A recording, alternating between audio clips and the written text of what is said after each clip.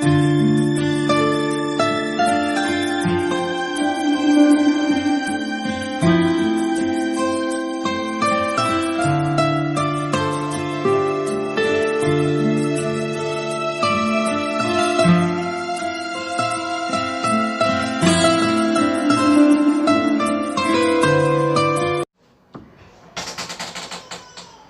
આપણે ધોરણ 7 સામાજિક વિજ્ઞાન પાઠ 2 દિલ્હી સલ્તનત વિશે આપણે સમજવાનું છે।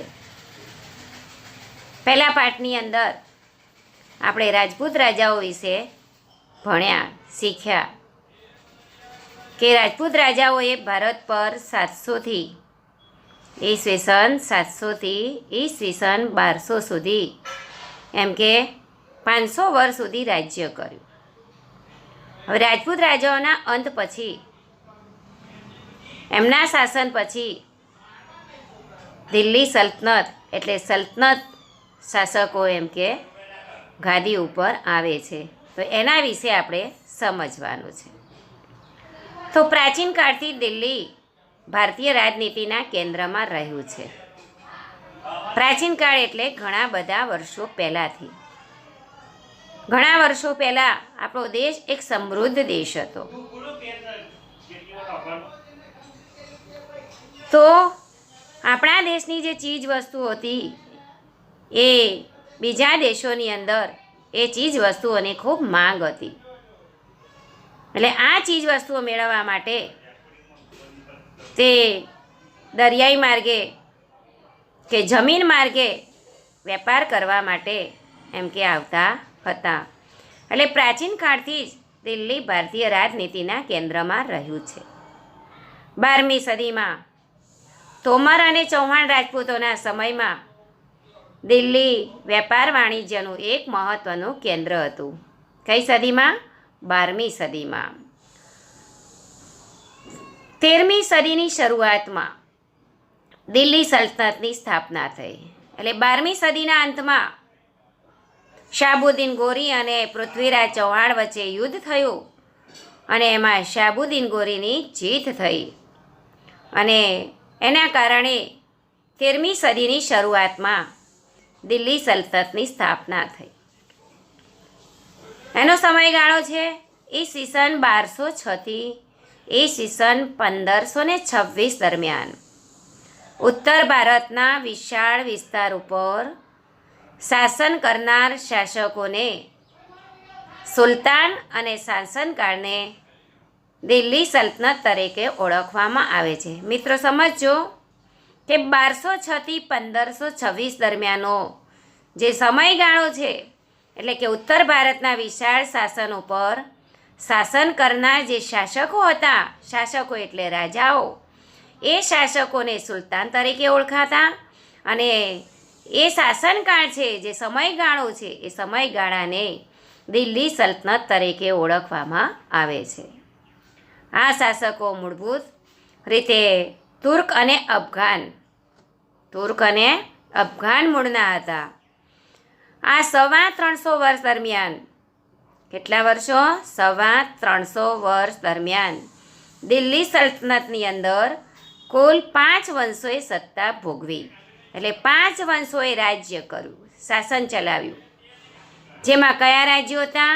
તો ગુલામ વંશ, ખલજી વંશ, તુગલક વંશ, સૈયદ વંશ અને લોધી વંશનો સમાવેશ થાય છે। દિલ્હી સલ્તનતની સાથે આપણે આ પાઠમાં વિજયનગર અને બહમની સામ્રાજ્યનો પણ અભ્યાસ કરવાનો છે। તો આપણે જોઈશું મિત્રો પહેલો મુદ્દો કે દિલ્હી સલ્તનતના શાસકો જે 5 વંશો આવ્યા એમાં તો કયા 5 વંશો હતા? ગુલામ વંશ, ખલજી વંશ, તુગલક વંશ, સૈયદ વંશ અને લોધી વંશ। તો પહેલાં એમાંનો આપણે વંશ જોઈશું ગુલામ વંશ। ગુલામ વંશનો સમયગાળો છે ઈસવીસન 1206થી ઈસવીસન 1290। ઈસવીસન 1192માં, ક્યારે? 1192માં તરાઈના બીજા યુદ્ધમાં, તરાઈના મેદાનોની અંદર બીજું યુદ્ધ થયું। એ બીજા યુદ્ધમાં શિહાબુદ્દીન ગોરીએ પૃથ્વીરાજ ચૌહાણની સામે નિર્ણાયક વિજય મેળવી એક મોટો એવો વિજય મેળવીને દિલ્હીમાં સલ્તનતની સત્તાનો પાયો નાખ્યો. મુહમ્મદ ગોરીના ગુલામ કુતબુદ્દીન ઐબક મામલુક વંશનો હતો. તો આ કુતબુદ્દીન ઐબક કોણ હતો? કે જે શાહબુદ્દીન ગોરી હતો. એ શાહબુદ્દીન ગોરીના અવસાન પછી એનો વિશ્વાસુ એવો જે સરદાર ગુલામ વંશનો સ્થાપક ગણાય છે, એ એનો કુતબુદ્દીન ઐબક એ મામલુક વંશનો હતો. માત્ર 5 વર્ષના તેના શાસનકાળમાં તેણે સલ્તનત સત્તાને જાળવી રાખવાનો પ્રયત્ન કર્યો. 5 વર્ષ સુધી રાજ્ય કર્યું, પણ એના શાસનકાળ એની સત્તાને જાળવી રાખી. ઈસવીસન 1210માં પોલોની ગેમ તો તમને ખબર છે મિત્રો. તો એ પોલોની ગેમ રમતા ઘોડા પરથી પડી જવાના કારણે તેનું મૃત્યુ થયું. કોનું મૃત્યુ થયું? કુતબુદ્દીન ઐબકના અવસાન બાદ તેનો ગુલામ અને જમાઈ ઇલ્તુત્મિશ ગાદીએ આવ્યો. એટલે કુતબુદ્દીન ઐબકના અવસાન પછી તેનો ગુલામ કહીએ કે એનો જમાઈ ઇલ્તુત્મિશ. મિત્રો નામ યાદ રાખજો, ઇલ્તુત્મિશ, કુતબુદ્દીન ઐબક. એટલે આ ઇલ્તુત્મિશ એ જમાઈ છે. કોનો જમાઈ? કુતબુદ્દીન ઐબકનો. તો એક ઇલ્તુત્મિશ ગાદીએ આવ્યો. તેણે સલ્તનત સત્તાને સર્વોપરી બનાવવા ચેહલગાન એટલે કે 4 ગાનની સ્થાપના કરી. ચેહલગાન એટલે કે 4 ગાન, એટલે કે 40 તુર્ક જે તુર્કો અને અફઘાનો જે ભારતની અંદર આવ્યા, એ તુર્કો અને તુર્કમાંથી આવ્યા એ તુર્કો, અને એ તુર્કો અમીરો એટલે 40 તુર્ક અમીરોના દળની રચના કરી. ઇલ્તુત્મિશે 40 તુર્ક અમીર એટલે પૈસાદાર લોકો, એવા દળની રચના કરી અને તેણે રાજધાનીનું સ્થળાંતર લાહોરથી દિલ્હી કર્યું. એટલે પહેલાં રાજધાની ક્યાં હશે? લાહોરમાં, અને એણે દિલ્હી એનું સ્થળાંતર કર્યું. ઇલ્તુત્મિશને ગુલામ વંશનો સાચો સ્થાપક માનવામાં આવે છે. એ પોતાના એક પણ પુત્રને સુલતાન બનાવવા યોગ્ય ન સમજતા ઇલ્તુત્મિશે પોતાની કાબેલ પુત્રી રજિયાને પોતાની ઉત્તરાધિકારી જાહેર કરી. એના જે પુત્રો હતા એને એ સુલતાન બનાવવા ઈચ્છતો ન હતો, કારણ કે એના પુત્રો એટલા સક્ષમ અને કાબેલ ન હતા જે પોતાની પુત્રી રજિયા જેટલા ન હતા. રજિયા એક કાબેલ અને સક્ષમ એવી એની પુત્રી હતી, એટલે એણે ઉત્તરાધિકારી તરીકે રજિયાને જાહેર કરી. ઇલ્તુત્મિશના અવસાનના થોડા સમય બાદ તેની પુત્રી રજિયા સુલતાના દિલ્હીની ગાદીએ આવી, જે દિલ્હીની ગાદીએ આવનાર પ્રથમ મહિલા શાસક હતી. દિલ્હીની ગાદી ઉપર જો પ્રથમ મહિલા શાસક હોય તો એ રજિયા હતી.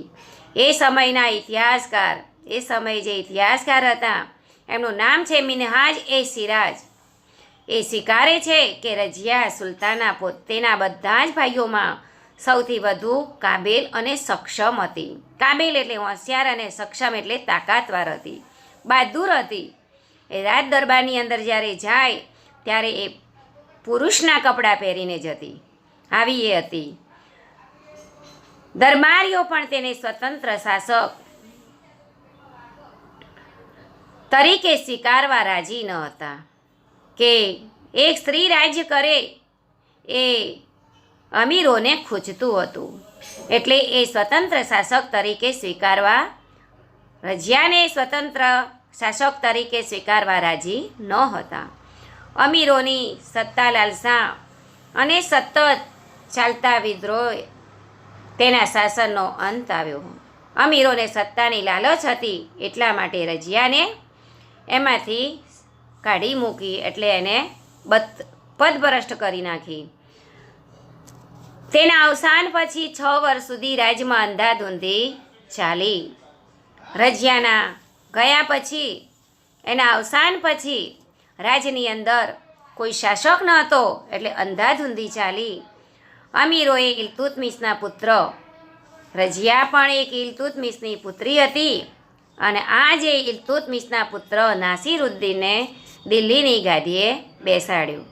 21 વર્ષના તેના શાસનકાળ બાદ તેનું અવસાન થતાં ગ્યાસુદ્દીન બલબન ગાદીએ આવ્યો. કોણ આવ્યો? ગ્યાસુદ્દીન બલબન. તેણે ચેહલગાન દળનો નાશ કરી. કયો ચેહલગાન દળ? કે 40 તુર્ક અમીરોએ જે બનાવ્યું હતું દળ, એનો નાશ કર્યો. કોણે કર્યો? ગ્યાસુદ્દીન બલબને. શાસનતંત્ર પરથી અમીરોની પકડને હળવી કરી. જે મજબૂત પકડ હતી અમીરોની, એને નબળી પાડી દીધી. તેણે રાજાનું સ્થાન વધુ મજબૂત બનાવ્યું. બલબન સાહિત્ય અને કલાનો પોષક પણ હતો. 22 વર્ષના તેના શાસનના થોડા સમય બાદ દિલ્હી સલ્તનત પર ખલજી વંશની સ્થાપના થઈ. આ ભણ્યા આપણે ગુલામ વંશ. હવે ગુલામ વંશ પછી આવે છે બીજો વંશ, ખલજી વંશ. એનો સમયગાળો છે 1290થી ઈસવીસન 1290થી ઈસવીસન 1320. તો જલાલુદ્દીન ખલજીથી ખલજી વંશના શાસનની શરૂઆત થઈ. જલાલુદ્દીન ખલજીએ ખલજી વંશની સ્થાપના કરી. જલાલુદ્દીનના 6 વર્ષના શાસન બાદ દિલ્હીની ગાદીએ મહત્વાકાંક્ષી, એ પોતાની આકાંક્ષાઓને મહત્ત્વ આપતો હતો એવો સુલતાન અલાલુદ્દીન આવ્યો. તેણે ઉત્તર ભારત, ગુજરાત અને દક્ષિણ ભારત પર વિજય પ્રાપ્ત કરી સામ્રાજ્યનો વિસ્તાર કર્યો. કોણે? અલાલુદ્દીન ખલજીએ. દિલ્હીમાં સ્થાયી સેનાની શરૂઆત કરી, એટલે એક સ્થિર સેના, ત્યાં ને ત્યાં જ રહેવી સેનાની શરૂઆત કરી. તેણે સૈન્યના ઘોડા અને સૈનિકોની વિશિષ્ટ ઓળખ માટે, ઘોડા અને સૈનિકોની ઓળખ માટે તેણે દાગ અને ચહેરા પદ્ધતિની શરૂઆત કરી, એટલે કે નિશાની બનાવી. આ ઉપરાંત એણે ભાવ નિયમન, કોઈ પણ વસ્તુના શક્ય હોય એટલા ભાવ વધારવા નહીં, શક્ય હોય એટલા જે હોય એને પકડી રાખવા. બજાર નિયંત્રણ કર્યું, સંગ્રહખોરી નિયમન જેવા વહીવટી સુધારા પણ કર્યા. અલાઉદ્દીન ખલજીના અવસાન બાદ રાજ્યમાં પાછું અંધાધૂંધીનું વાતાવરણ રહ્યું. ખલજી રાજવંશનો અંત આણી દિલ્હીની ગાદીએથી તુગલુક શાસનની શરૂઆત કરનાર ગિયાસુદ્દીન તુગલુક હતો. એટલે ખલજી વંશ નબળો પડ્યો અને એના પછી પાછો તુગલુક વંશ અસ્તિત્વમાં આવ્યો. અલાઉદ્દીન ખલજીના સમયમાં પ્રસિદ્ધ કવિ અમીર ખુસરો હતા, જેમણે કિરાતુલ સદાયન, આશિકા નૂ વગેરે જેવી પ્રસિદ્ધ સાહિત્ય કૃતિઓની રચના કરી હતી. હવે ત્રીજો આપણે વંશ જોઈશું, તુગલુક વંશ. એનો સમયગાળો છે ઈસવીસન 1320થી ઈસવીસન 1414. તુગલુક વંશ દરમિયાન મુહમ્મદ બિન તુગલુક એ પ્રતિભાવંત સુલતાન થયો, જેણે તેના સમયમાં કેટલીક યોજનાઓ અમલમાં મૂકી. એટલે તુગલુક વંશની સ્થાપના કોણે કરી? મુહમ્મદ બિન તુગલુક. જેમાં દિલ્હીથી દૌલતાબાદ રાજધાનીનું સ્થળાંતર, પ્રતીક મુદ્રા પ્રયોગ, એટલે દિલ્હીથી દૌલતાબાદ સુધીનું એનું રાજધાનીનું સ્થળાંતર કર્યું, નિશાની માટે મુદ્રા પ્રયોગનો ઉપયોગ કર્યો જેવી યોજનાઓનો સમાવેશ થાય છે. પરંતુ મોટાભાગની આ યોજનાઓમાં વ્યવહારિકતાનો અભાવ હતો. વ્યવહારની દ્રષ્ટિએ જે સચોટ કાર્ય હોવું જોઈએ એ નહોતું, તેમજ તબક્કાવાર અને આયોજનબદ્ધ અમલીકરણના અભાવને કારણે એ આયોજન તબક્કાવાર હોવું જોઈએ, આયોજનબદ્ધ હોવું જોઈએ, એનો અમલ વ્યવસ્થિત હોવો જોઈએ, પણ આ બધી બાબતોનો અભાવ હતો. એના કારણે આ યોજના નિષ્ફળ ગઈ. તેથી ઇતિહાસમાં આ યોજનાઓને તરંગી યોજનાઓ તરીકે ઓળખવામાં આવે છે. મુહમ્મદ તુગલકના સમયમાં એક આફ્રિકન મુસાફર, જો નામ જોજો અટપટું છે, ઇબ્ન બતુતા. કોણ મિત્રો? ઇબ્ન બતુતા. ભારતની મુલાકાતે આવેલ મુહમ્મદ તુગલુક બાદ તેનો પિતરાઈ ભાઈ ફિરોઝ શાહ તુગલુક ગાદીએ આવ્યો. ફિરોઝ શાહ તુગલુકના અવસાન બાદ તૈમૂર લંગે દિલ્હી પણ આક્રમણ કર્યું અને ઈસવીસન 1398થી 99 જેથી સત્તાના પાયા હચમચી ગયા અને તુગલુક સત્તા મર્યાદિત બની. એના પછીનો વંશ આવે છે સૈયદ વંશ અને લોધી વંશ. સૈયદ વંશનો સમયગાળો ઈસવીસન 1414થી ઈસવીસન 1451નો અને લોધી વંશનો સમયગાળો છે ઈસવીસન 1451થી ઈસવીસન 1526. તુગલુક વંશના શાસનના અંત બાદ ખીજ ખાએ સૈયદ વંશની સ્થાપના કરી. મિત્રો ધ્યાન રાખજો, કયા વંશની કયા શાસકે સ્થાપના કરી એ ધ્યાન રાખજો. તો સૈયદ વંશની સ્થાપના ખીજખાએ કરી. સૈયદ વંશ બાદ બહલોલ લોધીએ લોધી વંશની સ્થાપના કરી. એટલે લોધી વંશની સ્થાપના કોણે કરી? બહલોલે. બહલોલ લોધી સલ્તનતનો પ્રથમ અફઘાન શાસક હતો. લોધી વંશનો અંતિમ બાદશાહ ઇબ્રાહિમ લોધી હતો. ઈસવીસન 1526માં બાબર સાથે પાણીપતના પ્રથમ યુદ્ધમાં તેનો પરાજય થયો અને સલ્તનત યુગનો અંત આવ્યો અને મુગલ શાસનની શરૂઆત થઈ. એટલે આ 5 વંશો જ્યાં સુધી હતા ત્યાં સુધી સલ્તનત યુગનો સમયગાળો ચાલુ રહ્યો, પણ આ શાસનનો અંત આવ્યો અને મુગલ શાસનની શરૂઆત થઈ. એના સમયની અંદર, આ વંશોના સમયની અંદર રાજ્ય વ્યવસ્થા કેવી હતી તો એ જોઈએ. ઈસવીસન 13મી સદીમાં સ્થપાયેલ દિલ્હી સલ્તનત ભારતમાં રાજ્ય શાસન વ્યવસ્થાની દ્રષ્ટિએ વિશિષ્ટ હતું. દિલ્હી સલ્તનત શાસનના કેન્દ્રમાં સુલતાન હતો. દિલ્હી સલ્તનત શાસનના કેન્દ્રમાં કોણ હતો? સુલતાન હતો. સુલતાનની સત્તા સર્વોપરી ગણાતી. સૌથી શ્રેષ્ઠ સુલતાન ગણાતો, જે સર્વોચ્ચ સેનાપતિ, કારોબારીનો સર્વોચ્ચ વડો અને સર્વોપરી ન્યાયાધીશ પણ હતો. સુલતાનને મદદ કરવા એક મંત્રીમંડળ હતું. મંત્રીમંડળની નિમણૂક કરેલી હતી અને મંત્રીમંડળના જે બધા મંત્રીઓ હોય એ મંત્રીઓ અને અધિકારીઓની નિમણૂક સુલતાન પોતે જાતે કરતો હતો. સલ્તનત શાસન વ્યવસ્થા 3 ભાગમાં વહેંચાયેલી હતી: કેન્દ્રીય, પ્રાંતિક અને સ્થાનિક. આમ 3 ભાગોની અંદર વહેંચાયેલી હતી. તો એમાંથી આપણે પહેલી શાસન વ્યવસ્થા જોઈશું, કેન્દ્રીય શાસન. સુલતાન પછી મંત્રીમંડળ મુખ્ય હતું. સુલતાનનો પ્રધાનમંત્રી વજીર કહેવાતો, જે વહીવટી તંત્રનો વડો હતો. આ ઉપરાંત મંત્રીમંડળમાં સેના વિભાગ, પત્ર વ્યવહાર વિભાગ, ધર્મ વિભાગ, વિદેશ વિભાગ, ગુપ્તચર વિભાગ વગેરે વિભાગોનો સમાવેશ થતો હતો. આ બધા કેન્દ્રીય શાસનમાં સમાવેશ થતા. થોડા ઘણા અંશે આધુનિક મંત્રીમંડળ જેવી વ્યવસ્થા તે સમયે જોવા મળતી હતી. અલાઉદ્દીન ખલજીના સમયમાં સરકારી તંત્ર પૂરતી ટપાલ વ્યવસ્થા અસ્તિત્વમાં આવી હતી. ખેપિયાઓ શાહી હુકમો સંદેશાઓ લઈ જતા, રાજ્યના મહત્ત્વના મથકે ખેપિયાઓ મળતા અને આ રીતે અત્યારની ટપાલ વ્યવસ્થાની પ્રારંભિક આવૃત્તિ તેને કહી શકાય છે. બીજી શાસન વ્યવસ્થા છે પ્રાંતીય શાસન. સલ્તનત કાળમાં પ્રાંતને જાગીરમાં વહેંચવામાં આવતું, જેને ઇકતા કહેવામાં આવતું. શું? સલ્તનત કાળમાં પ્રાંત એટલે એક પ્રદેશ નાનો એવો, એને જાગીરમાં વહેંચવામાં આવતું, જેને ઇકતા તરીકે ઓળખવામાં આવતું. ઇકતાનો વડો ઇકતેદાર કે મુક્તિ કહેવાતો. જેમ ગામનો વડો મુખી કે સરપંચ કહેવાય, એમ ઇકતાનો વડો ઇકતેદાર કે મુક્તિ કહેવાતો, જે પ્રાંતની કારોબારી અને ન્યાયતંત્રનો વડો હતો. તેનું કાર્ય જમીન મહેસૂલ એકત્ર કરવાનું અને સુલતાનને જરૂર પડે ત્યારે લશ્કરી મદદ કરવાનું રહેતું.